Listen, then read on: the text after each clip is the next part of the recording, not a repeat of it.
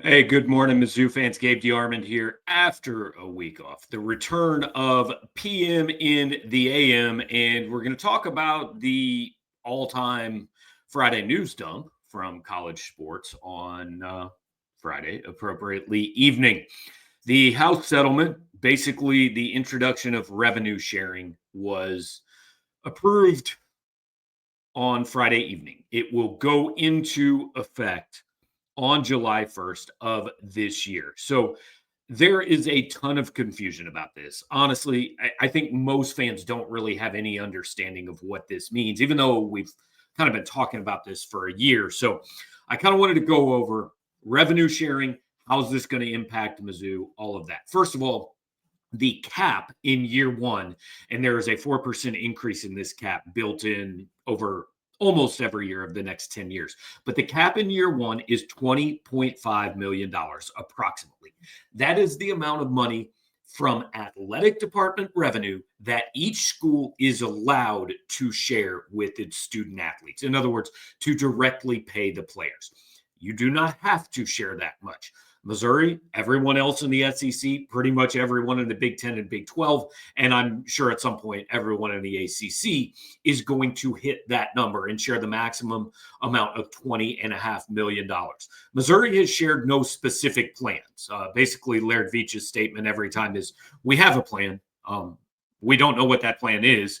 All we know is it's going to require more money from you, the fans. But Missouri has not shared specific numbers. Most schools have not. The general thought process going in is 70 to 75% of this money is probably going to football players. That means somewhere around $15 million a year directly paid from Mizzou to the players on the football team. How that is split up, I'm assuming, is going to largely be up to the coach and to GMs who are obviously being hired at a lot of programs across the country. Men's basketball likely to probably get another 15% of that. So $3.5 million. And then everything else split among the rest of the sports. Now, again, everybody has the right to split that money up any way they want. I know, for example, Kentucky's AD basically said they're going to have a tough decision. They may go heavier on basketball than a lot of places, which means lighter on football. Mizzou has not made that statement, but I'm going to say a pretty good guideline is 75% to football, 15% to men's basketball, and the other 10% split up between everyone else on campus. Now, what I think most people don't really get about this, NIL is still going to exist. It is going to be different.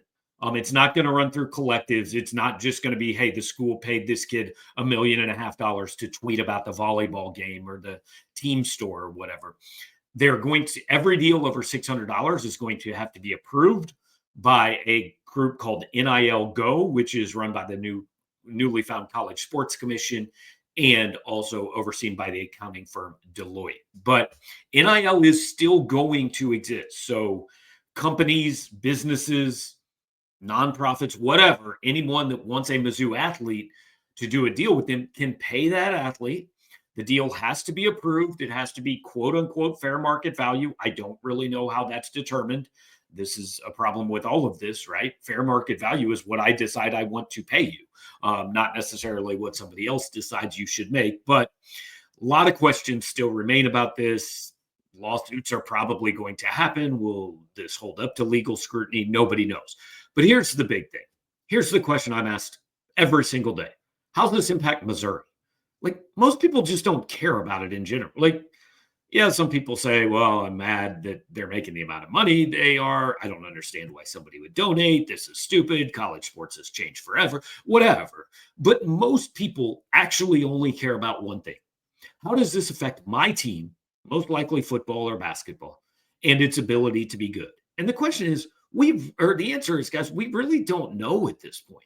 There are so many things. I mean, is the money still going to be there from Mizzou fans outside of the revenue sharing? We know the school is going to have 20.5 million, but are donors still going to come up with 20 million or 15 million or 40 million, whatever the number needs to be outside of that to be competitive with other schools?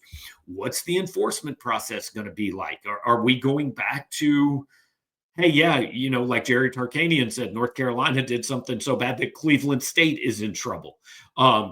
Or is there actually going to be some sort of legitimate enforcement across the board? Again, what's the legal situation? Is this even going to be allowed to happen the way they think it's going to happen?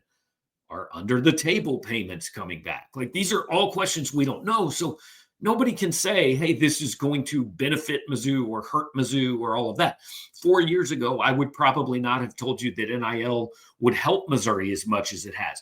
But they had an AD at the time who understood where things were going and understood how to craft state laws to benefit Missouri. They have a football coach who has been very aggressive and effective in working with donors to line up this money and have it help on the recruiting front. They have people in charge at what used to be their collective that have done a very good job of all of this. So, the last 4 years have gone really well for Missouri when there basically were no rules. Now we're getting theoretically some rules. How is that going to impact Missouri? We don't know, guys. I mean, we've got to get at least a couple years into this thing. I mean, I think it's pretty safe to say, Ohio State's going to be okay. Texas is going to be okay. Georgia football, Alabama football, they're going to be okay. Missouri will be okay, but does okay mean kind of the way it was for a long time, which is, hey, this is a solid program, 7, 8 wins a year, but not an elite program.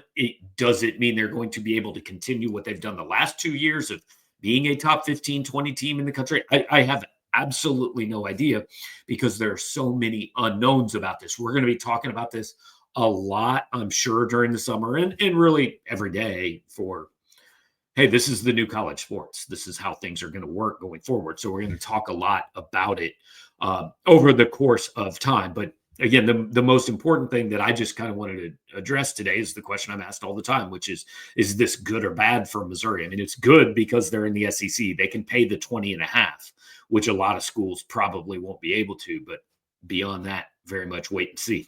Thanks for hanging out. Like, comment, share, and subscribe. Like I said, we're back. We're going to be here every day this week, and this will be a daily thing going forward. Outside of maybe a short break here and there, but was off last week and back in town and in the saddle here with PM in the AM every day. Join us over at Power Mizzou today, the last day that you can sign up, 60% off the first year of your subscription. So please do that, and we will talk to you next time.